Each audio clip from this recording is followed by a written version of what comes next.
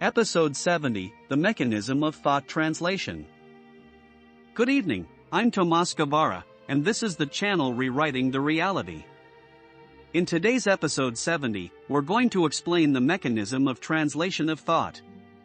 Subscribe to this channel to be at the forefront of the scientific community and remember your origin. Here we are going to use two examples, personal relationships and the relationship with our work.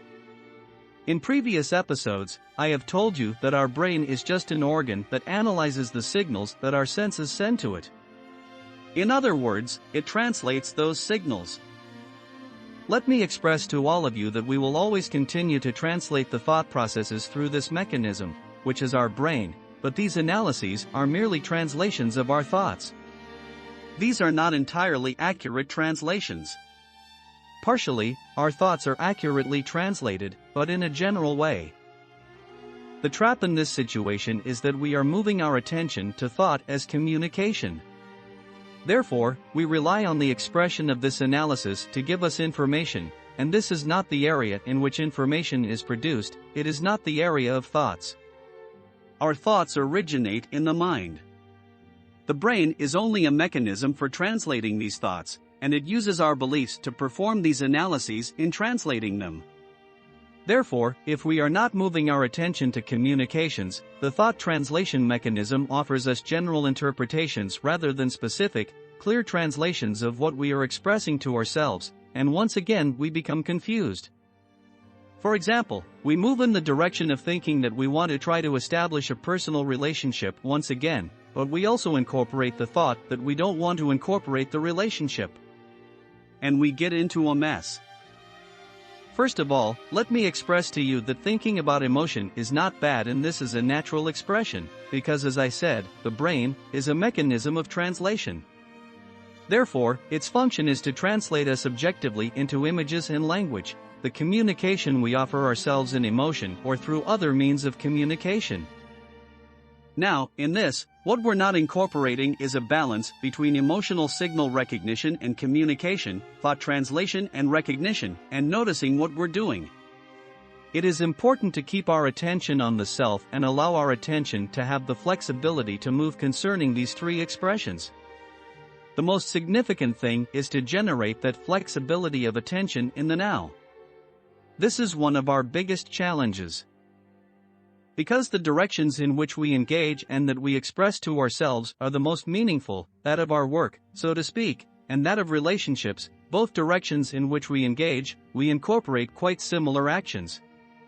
In this, our most familiar expression is not paying attention to the now and projecting into the future and also generating comparison with the past. But we also project the future ahead of time. Now, this is the area where we move our attention to our brain's thought mechanism, almost to the exclusion of attention to communications or what we're doing. About these two examples, we begin to project our attention to the past and also in anticipation of the future. The way we express this is to move our attention to thinking, and we engage in analyzing, reanalyzing, and comparing past experiences with anticipations of the future and questioning ourselves, expressing to ourselves, I think I want this, but maybe I don't want this. What do I want? I want to have a relationship with this individual. No, I don't want this relationship with this individual. And we begin our comparison of past experiences and the anticipation of what may be experienced in the future. But are we paying attention to what we're communicating to ourselves? Our attention is so rigidly focused on the process of analyzing our thoughts, that objectively we are not aware of our communications and we are not paying attention to what we are actually doing. Because we assess that what we're analyzing is more important than what we're doing, and this is the trap. This action is what repeatedly generates confusion within us. Because we are not paying attention in the now, we are not paying attention to what we are doing, and we are not paying attention to our communications. In our terms, we are lost in the whirlwind of thought analysis. Now, does the analysis of thought generate or create reality? No. So, what are we doing while we get lost in this whirlwind of thought analysis?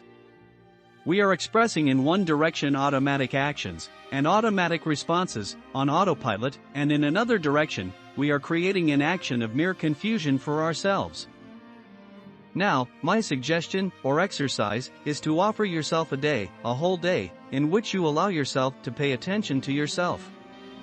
Pay attention to what you're actually doing physically at any given moment.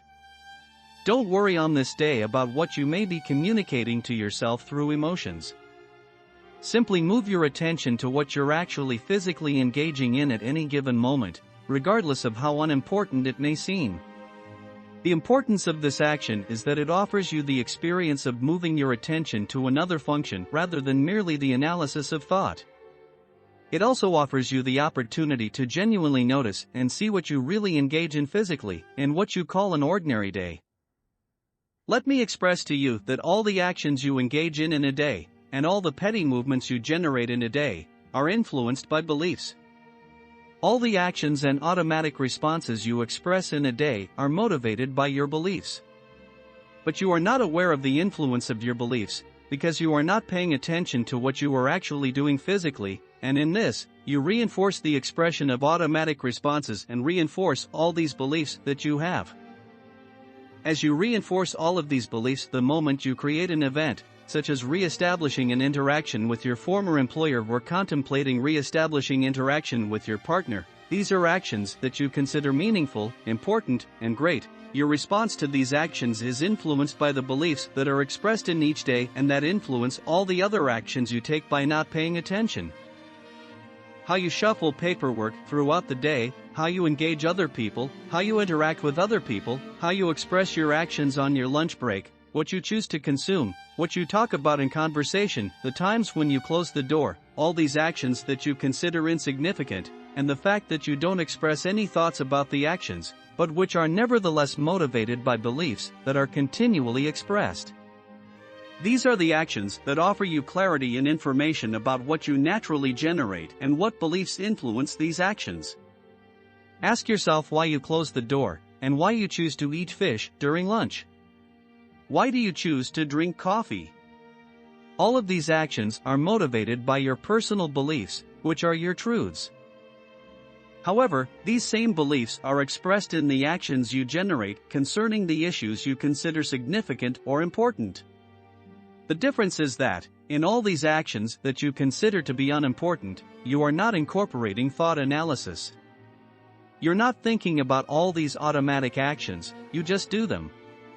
And on the issues that you consider important, you're always analyzing your thinking and you're not paying attention to what you're doing.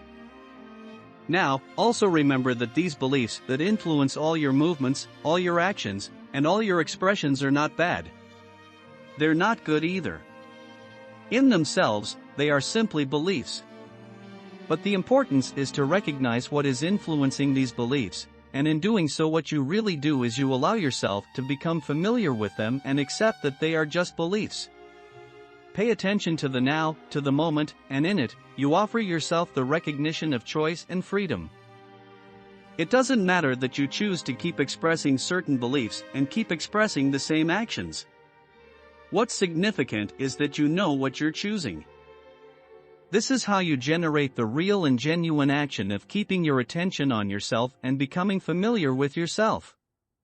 Once you become familiar with yourself and what influences your actions and associations, and allow yourself to recognize your choices, you will also generate more clarity regarding what you really want.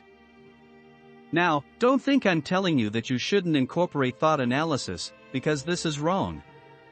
This is the mechanism that translates your communications. Therefore, it is significant that you allow yourself to pay attention to this analyzing aspect of yourself, but not to the exclusion of the communicative aspect of yourself, or the real aspect of your action or doing what you want of yourself. Once you've allowed yourself the experience of a day, of paying genuine attention to every moment of every action you generate throughout your day, which is a kind of exercise, I'll put together a podcast on motivations and communications. Here I simply offer you what you are asking for, methods of how you can become familiar with yourself. Don't forget to subscribe to this channel.